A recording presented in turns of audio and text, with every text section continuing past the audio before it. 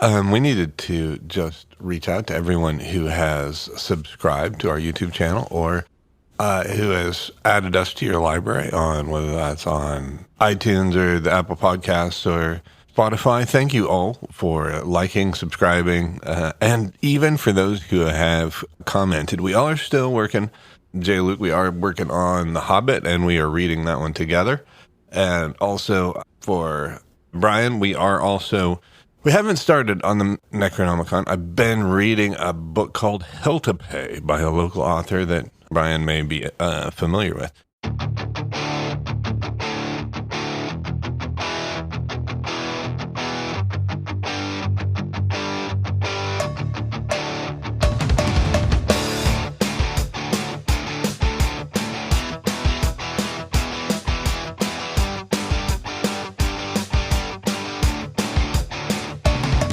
Hey, and welcome to Middle Ground Books After Hours. My name's Megan. I'm Debra. And I am Lance. Happy almost 4th of July. Yay. Independence Day. Yes. And to the people abroad in the rest of the world, yeah, we do blow things up usually on the 4th of July, especially in the Midwest. Blow things up. In the Midwest, it's kind of a thing. Like, lots of people let off big boomers. Like, there are temporary tents all around the area where people are selling various incendiary devices. And yeah, and the fireworks that they sell now, some of them are pretty impressive. Like the difference between like a mortar round and say a stick of dynamite, in some cases really can't be that much. Just the sheer amount of boom involved. It's a little odd when you think about it, the whole practice putting off fireworks. There are a lot of odd things that people in the United States do. Oh my goodness, it's true. But yeah, so they do have to, like, when we were kids, you could buy M80s, and that was equivalent to a quarter stick of dynamite. Was it really? I didn't. Yeah, I think that's right. And you can't get those anymore. Well, and I think there's a reason it's harder to find. I don't even know if you can get the sparklers with the metal handles anymore because people would turn those into bombs. Yeah, you'd get, I don't know, 5-6 packages and then duct tape, electrical tape them all together and they go into boom. Yeah, it like an actual bomb. Like, it was crazy. But, I mean, you can also get tannerite here. Yes, and blow up old appliances if you wish. Yes. Not that that's ever happened anywhere that I've been. Especially for those of you in other places, like, you could just YouTube tannerite. Tannerite is a two-part explosive. There's an accelerator and there's a catalyst, and then there's basically you put the two parts together and then you hit it with a high energy round, a high speed round, and it goes kaboom, and dynamically goes kaboom. In a big, big way. Or it doesn't until you think, oh, that didn't work. And then it goes kaboom. Yeah, I'm not a huge firework Okay, fan. but you both of you and several of our children are such pyromaniacs. Like, you play with fire. Like, I love to watch fire.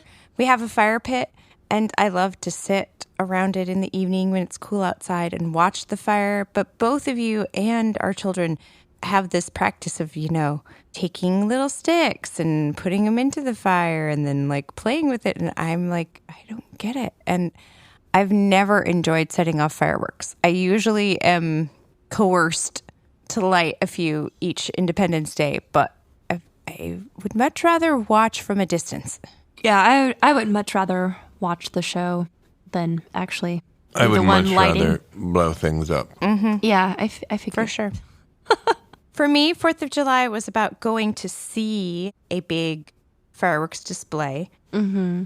And when I was, for a while in my life, it was to attend the annual rodeo because my mother's hometown had a rodeo every Independence Day. So Which is a rodeo is another uniquely American experience. Or do they do that? Like maybe no, they have them in Canada too. Because I've been to a huge rodeo in Calgary, Alberta. But are rodeos an American phenomenon? I think yes. If you're talking about America as Canada and the United States and Mexico, then they have rodeos in Mexico. Oh, I'm sure. Yeah. Okay. Anyway, so we would go to a rodeo every Independence Day. And then after, when it was dark, we would go to the big fireworks display and eat lots and lots of Bing cherries. Like, I do not feel like it has truly been Independence Day if I have not eaten cherries. What about you, Megan? What did you do on Independence Day growing up? We would set off some fireworks, but I usually didn't really like. I wasn't as excited about setting them off myself. But your family didn't have other Independence Day traditions? I mean, I remember doing some, like my dad and my uncle would set off some fireworks for everybody. We'd like bring out some chairs out in the yard and watch the show that they would do. But I don't even know that we did that every year. Sometimes we would also go visit my cousins. A cookout. Yeah. You would have a cookout. Oh, yeah. Have burgers and brats and watermelon and what else? I don't know. Oh, I also remember going to parades. Did you go to parades on Independence Day as a kid? No. Where we grew up didn't have a parade. They used to do a big fireworks show at Rocky Pond, but I only remember going to that like a few times. I don't remember going like every year. I remember specifically 4th of July parades the summer between like when I was in 7th and 8th grade because it was the 100th anniversary of South Dakota, and so there were lots of parades that Independence Day, and I remember specifically seeing the Budweiser horses. Do you know what I'm talking about? Yeah, those big Clydesdales. Yeah, and I have a picture of me and my dad standing next to them, and they're huge. Yes, like it didn't even come up to. Yeah, they're enormous. Yeah, but they're huge horses for sure. They are amazing horses, made to pull heavy loads of crappy beer. Heavy loads of crappy beer that even the Scots won't drink. The World Cup here in the United States, and seeing all the different memes and videos and things about global visitors to North America. Yeah, it's been really cool to see some outsiders' perspectives and impressions of America. Because, I'm sure they have misconceptions about our country. And then actually being here has kind of... And it falls on 250th anniversary of our country. So there is maybe an extra amount of flag waving going on presently.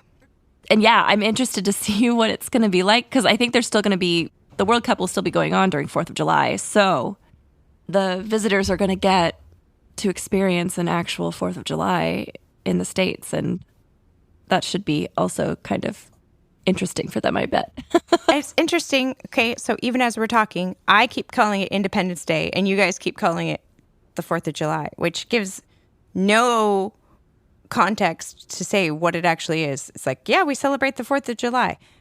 To an outsider, that might be completely meaningless if they are not knowledgeable about our history. Like, why do you celebrate a day on the calendar? You know what I mean? Yeah. So, anyway. I think they'll figure it out. Yes, of course. I'm just saying it's like how we even call the holiday doesn't explain why we're celebrating something. Mexico wouldn't understand. That's not what I'm saying. Well, I'm just saying Cinco de Mayo is even more cryptic. Well, and it doesn't have to do. Yeah, it doesn't have to do with their independence at all.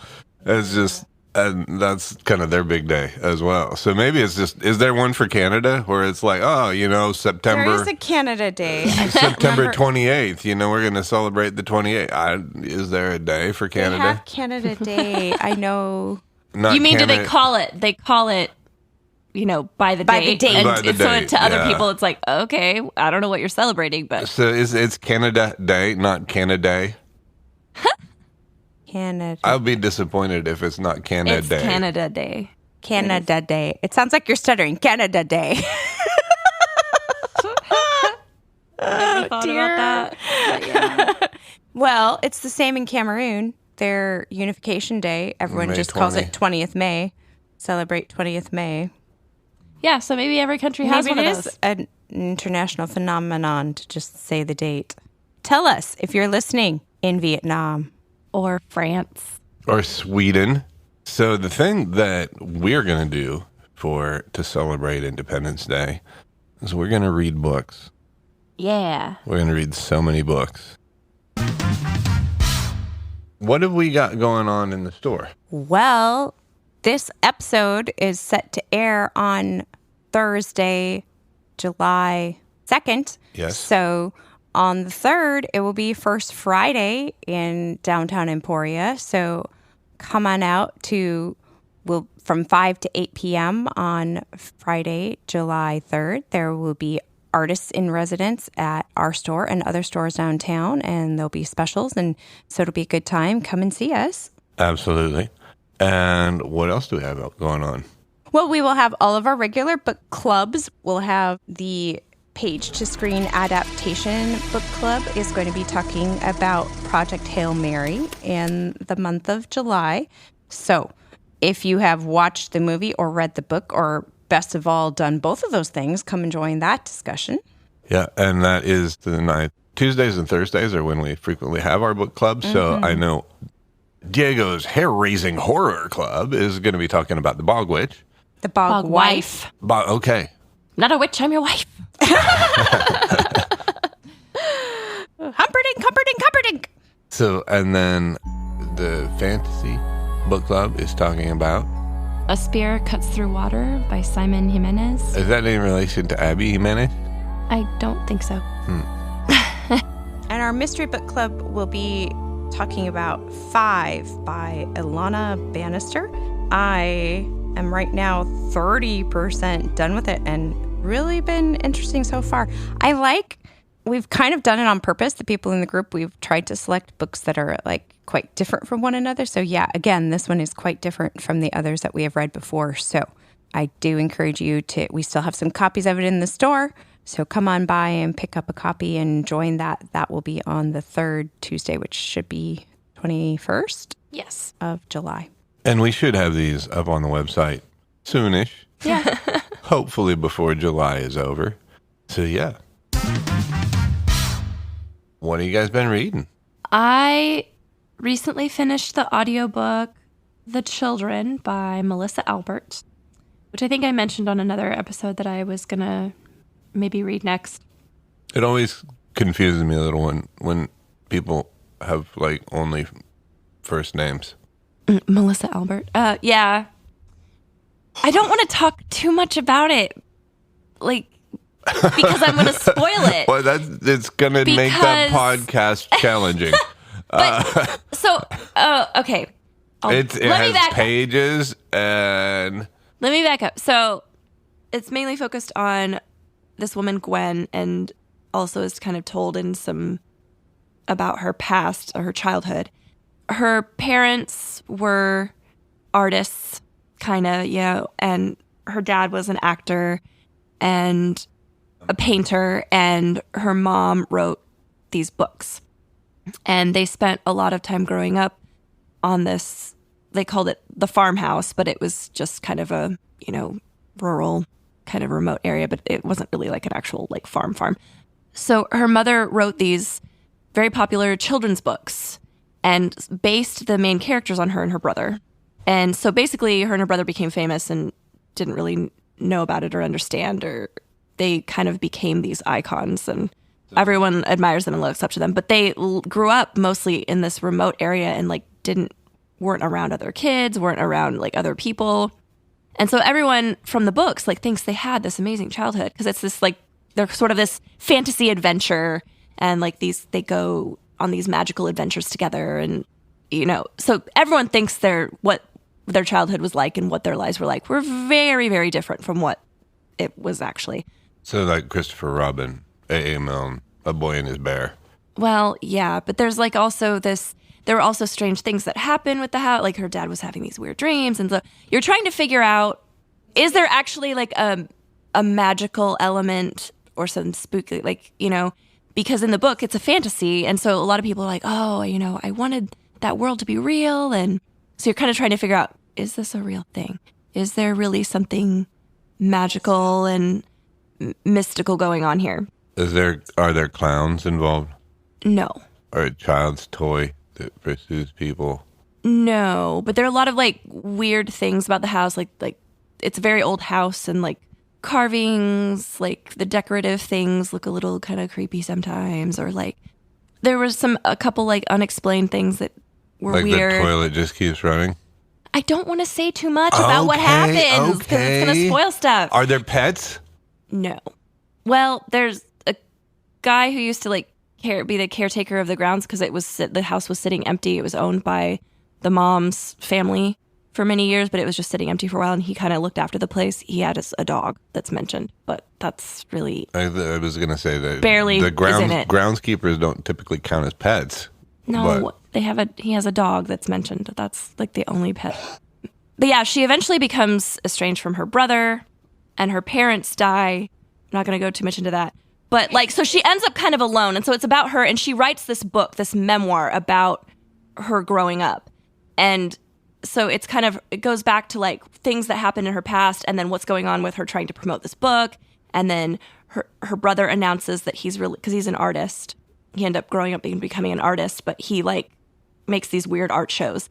He announced that he's like going to be doing a new art exhibit, and it's titled Mother. And so she's like spiraling and thinking like, what is this going to be like? And because it's about their mom, and you're trying to figure out what actually happened, what things were like. But yeah, you in the flashbacks get the sense, okay, that had a really messed up growing up, and it's nothing like there's all these fans that just still love their books and are obsessed with their mom's books and think they know her and her brother and what they're like, and they don't at all.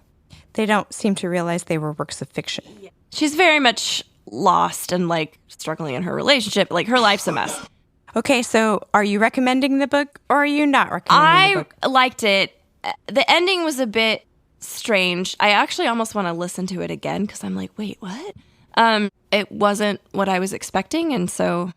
Who would like it? Well, like, what...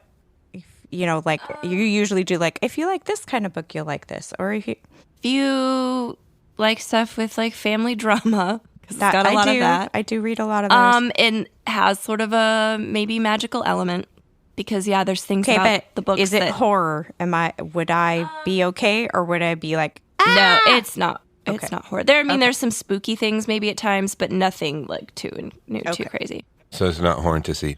No, it's has sort of a magical realism because like you're like, is this magical world real? Like, okay, so can we transition into, you said if you like family dramas. I just finished reading a book that I started reading because it was like showed up as a mystery, but it very much was a family drama. It's called Hollow Spaces. I'm trying to find the author's name. Here we go. Victor Suthermanot. I don't know. Suthermanot. Suthammanont. Anyway, it was released in September of 2025, and it's definitely a family drama. It's a brother and sister who have been estranged, kind of like what you're saying, mm-hmm. and they have gotten back together at the point that the story is happening because their mother is very ill, like she's almost at the point of death, and so they're back together because they're taking care of her. And when the two of them are together with their mom one night, she kind of says something along the lines of, I really wish we had found out what the truth really was about your father. And they're both kind of like, what? So the story is, when they were kids, a woman who worked at the same law firm as their dad was murdered. And their dad ended up being the person the police accused and went to trial. And he maintained his innocence throughout, and he was actually acquitted. But the whole process of the murder trial and everything, all of the stuff brought up by the press and everybody, destroyed his career and destroyed their family, basically. And the daughter always believed that their dad was innocent, and the son always believed that he did it and that he got away with murder. And the mom had let them both believe for years that she agreed with each of them. Oh my. Like whenever the brother and sister would have some kind of argument about it, they both believed that she thought the same as them. And so when she made this statement to the two of them, I wish we had ever found out what the truth really was. They were like, what do you mean? You agreed with me? And then they like both looked at each other like, she agreed with you, you know? Yeah. And so then they go into an investigation to try to figure out, okay, what is actually the truth? Did our dad murder this person and get away with it? Or was he wrongfully accused and our family and our whole life blown up and it wasn't even really his fault? And so it goes back and forth between the present and the timeline of them doing the research and like flashbacks told from the dad's perspective at the time that it happened.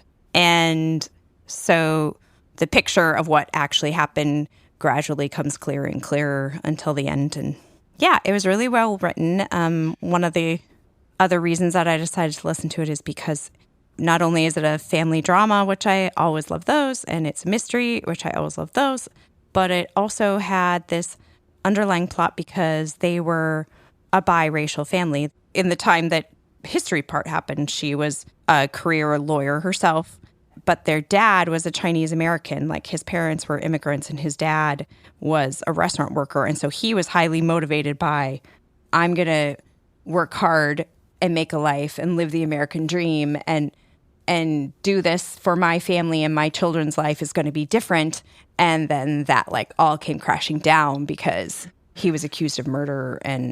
But so there's a lot in there about just like the racial issues and tensions within his law firm. And like he was really couldn't understand because he was a partner in this big New York law firm and was doing like huge corporate law. He was an important, powerful person, you know, and then he was scapegoated and they just treated him so badly.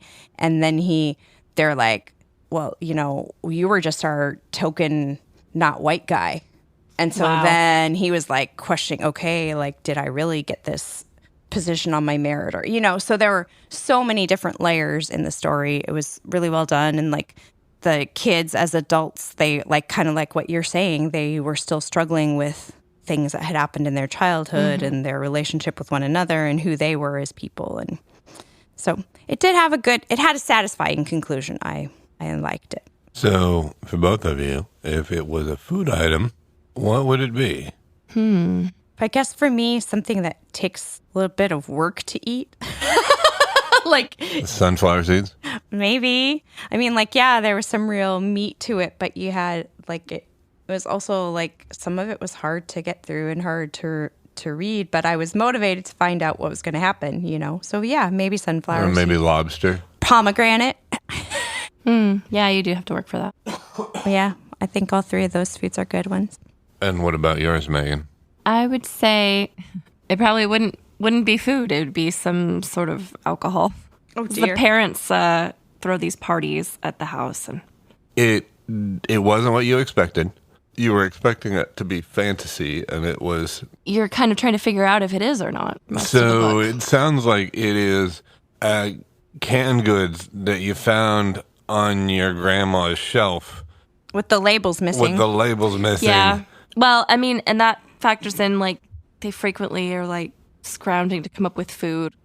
Wow. Like, yeah. When they were children? Yeah. Oh, wow. Because their parents just don't pay any attention to them. Like, Or it could be, maybe even better, one of those jars that's in grandma's cellar. And you can see what's in there, and you still don't know. yeah, it could be. And you open like, it, and it's like, I wonder if this is good. Yeah. So it could be either canned beef. Just random things that are just, like, not really great to eat that have just been kind of left and sitting around in the kitchen for a while, but that's the only thing to eat. That's what it would be. Yeah, but so the book isn't that good? No, it's... She's describing the content of the... She's describing food in the book, but I'm asking, is the book as a book, how would you describe something that is a surprise that is a good surprise, something that is a surprise that is not a good surprise? Probably not a good. I mean, because there's a lot of, like, sad things that happen or like messed up things that happen to this family. So no, it wouldn't be good. So you didn't like the book? No, I liked the book. I think one of us is not understanding what we're trying to do here. Yeah. There's sometimes things that you're reading and you're like, oh, that's so sad. Like, but there's still like, I want to know what's going to happen. When she finds out about her brother's art store, she sort of spirals and like, it's like counting down to like this many days until the exhibit. And then in between it is having flashbacks and then also what's going on in her personal life. But then it'll like keep counting down to this event and she's, kind of freaking out about it. So it's like building this anticipation. So I wanted to know more, but it also was kind of a bummer. But also mysterious. Your turn. What are you reading? Well, I'm in a lot of books right now. I don't know how you do that, but Hell to Pay. We're reading book 8 of Dungeon Crawler Carl. I'm reading out loud to Debra and Megan. I am also continuing to read, even though our book club is past, Close Encounters of Man, biography of J. Allen Hynek, The Hobbit. I am also reading out loud. And what is that group going to be reading for July, though? In July, our Hobbit Second Breakfast Club will be reading Brian Jacques' Redwall, the first book. And because you're continuing on with children's books that can still be enjoyed as an adult? And ones that are kind of borderline food. Yeah. He does go on and on about the meals in Redwall books. So that's just a part of reality. But what I wanted to talk about is we got in a book, The Ethics of Cat Painting. The ethics? Yes, the ethics of cat painting. Like painting on cats? Exactly, painting on cats. Yeah, and I've heard that's a thing. Oh, yeah, and it's this amazing, it's a coffee table book. It's probably, 13 by 15 or 13 by 17. Is this the actual title, The Ethics? It is, yeah, I'm pretty sure that's exactly what it is. Huh. And I'm going to try to take some pictures of these, just so that if you want to come to the Facebook site, you can see them. It's pretty amazing, just like that this book exists. Anywhere in the universe. So what section did you place this title under? Is it in the pets section? Is it in the art? Yeah. Is it in social sciences? Where did you place this book? I put it on the table. On the because there's no room on the shelf. What table? The big table. In the used books. Oh, it's a used. It's a used book. Oh, okay.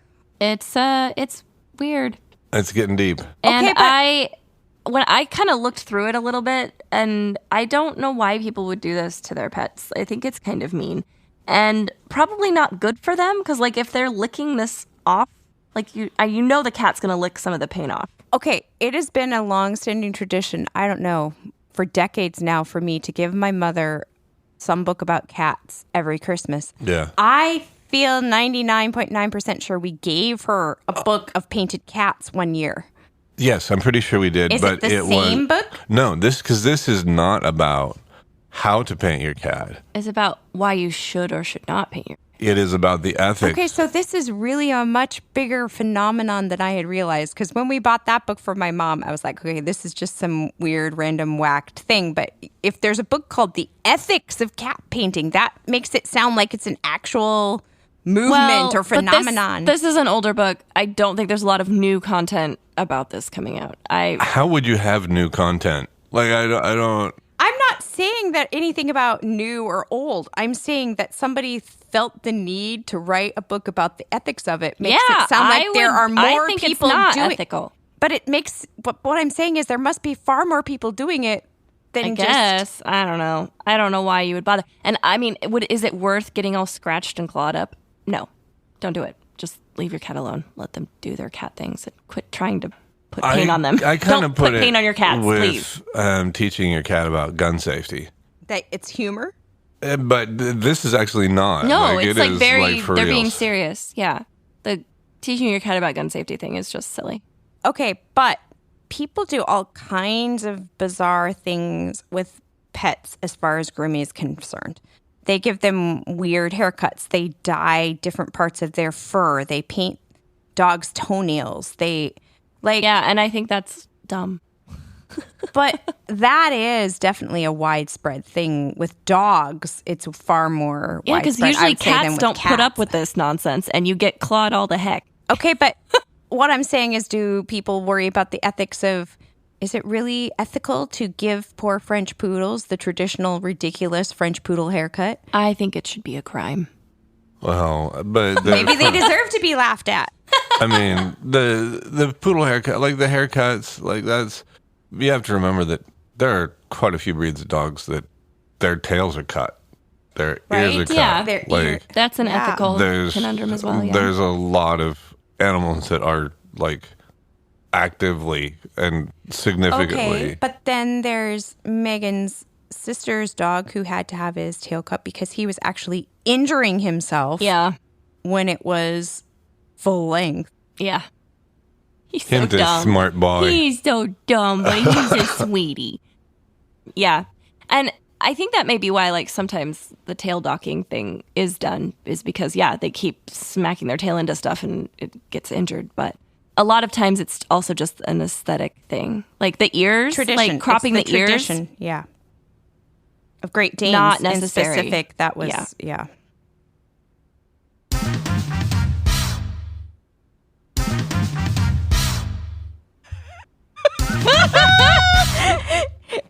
It's going to be a record. How many times can we push this button in one episode? Many times as it takes to reset our brains. I think we're all really extra tired today. Yes. Absolutely. And we had an appetizer. Didn't help. Made me more foggy. Okay. On the subject of pets. So you asked Megan about pets. Now you've been talking about the ethics of pets. Remember a few episodes back, I said that I was going to, for my fluffy summer reading, I was going to read Bunnicula. Bunnicula. I read Bunnicula this week. How was it? It was not at all what I expected because, especially like looking at the cover, it's got a picture of this rabbit looking all sort of menacing. So I was like expecting danger bunny. that the rabbit was going to be the protagonist, and it's not. It's more like Hank the cow dog with Dracula. Nice. Okay. The narrator of the book is the family's dog. Okay. And he's the narrator, but I would say the protagonist is the family's cat because the family's cat is a book lover, and every night he reads books. And the family finds the bunny at a theater while they are there to see Dracula, and they bring home the bunny because they find him in the theater, and he's got like a mysterious tag on him that's written in, what does it say? Carpathian. It's some Carpathian? something. Is that like from Transylvania? Anyway, and the dog can mysteriously read what the tag says, and it says, "Please take care of my child," in like this Transylvanian language, and the dog can read that because his breed is also from there. Anyway, Okay. it's just a ridiculous children's book. Okay, Yeah. and so then Chester, the cat, starts reading Dracula, and he becomes convinced that this rabbit is very dangerous and a vampire, and that he needs to protect his entire family from the dangerous bunny vampire. He just wants to eat the rabbit. No, he doesn't want to eat it. He's afraid that it's going to hurt the family and the whole world. And the dog is like, "You're getting all excited about nothing." And so some hilarious things ensue as the cat is trying to protect. Hilarity ensues. Yeah, as the cat tries to protect the family from the horrible dangers of this poor little bunny who's just trying to not starve. I think he actually is a vampire. I think he actually is, but he doesn't like attack humans. He just like attacks all the liquid out of different foods, like sucks all the liquid out. Okay. And anyway, what happens in the end is that the poor cat ends up going to therapy because the family just think that he's jealous of the new cute pet. This book is like from the 80s, isn't it? It's hilarious. Isn't this book from the 80s? Yeah, because this edition that I was reading is like an anniversary edition, and it has like all these. It has like introductory. I didn't read the introductory chapters because they were like, oh, when this book was published, blah blah. You know how those introductory chapters are, and I was like, I don't want to read all of this when I haven't read the story yet. But yes, it was published in the 80s. So at the beginning, there's all these things from like the author and the publisher about how they had no idea how significant this book was going to be. And then at the end, there's like all these other authors who are like, this book was so influential to me as a child because blah, blah, blah. And I'm just like, it's just kind of silly and ridiculous, but it was really good. And especially if you're a person who enjoyed Hank the Cowdog. Which I did. I loved those. It is another story told from the point of view of a dog. And he's like both insightful and also ridiculous. Like Hank.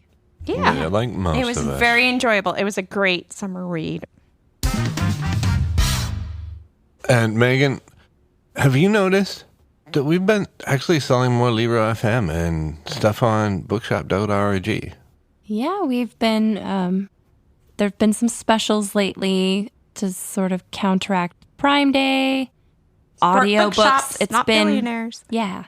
And Libro FM, since it's been Audiobook Appreciation Month in June, has had some specials going on, and it's a really nice way to support our bookstore and consume books in a different way. Mostly how I'm able to get through as many books in a year is because I can listen to audiobooks while I'm doing other things. And if you're interested in any of the titles that we've been talking about, you can find links to that in the comments below this episode. And you can also go to our website and hit the shop button to order physical copies or ebooks, or you can go to Libro FM to listen. And for those of you lot who have already done so and bought, whether it's audiobooks through Libro FM or physical or ebooks through bookshop.org,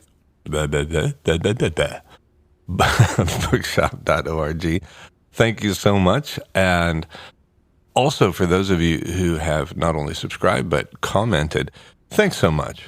Yeah, it's nice to hear from you. We're up to 483 subscribers on YouTube right now. Oh, no. Right? You're going to have to read a Harlequin romance. Is coming. The day is coming. The day of accounting is coming. I don't even remember you saying that, but I'm interested to hear your book review of a Harlequin romance. I feel like I should read it out loud to you two. No, please. Thanks. I've already suffered through that when I was a teenager.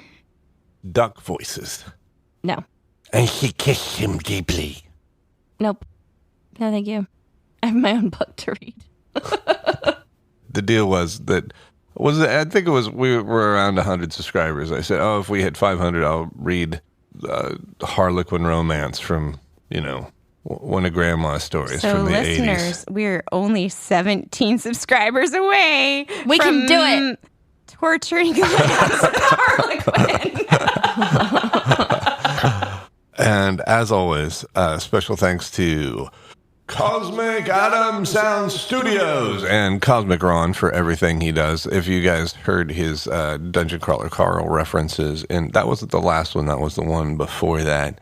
Amazing. It was so good. And he always makes us sound so much better. But until next time, we'll meet you in the middle.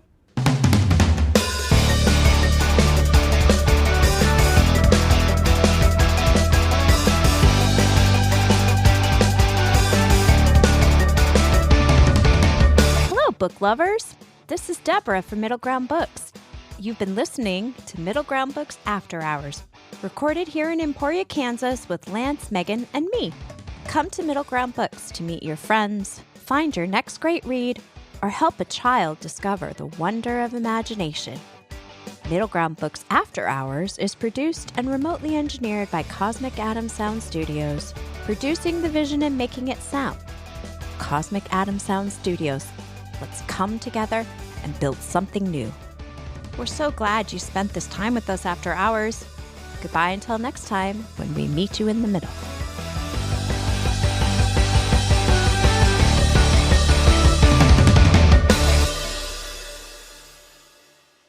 And I may put some video also up on the Facebook because we do have a lovely young lady found two very large, I want to say they're 24 by probably 36. It might be 30 by 36. They are bound. 3 feet by 3 feet? They are bound, the bound editions of the New York Times. We've already talked about that. Did we already talk about that? Oh, yeah, many times. You love those books. I'm going to try to You put show them to some so many video. people. I do show them to so many people. They're cool. Hopefully somebody will buy them someday, even though I'm not sure what to charge for them. Maybe you should figure that out. That might It's influence. kind of more like you're like being like, look at this Lamborghini. You can't have it.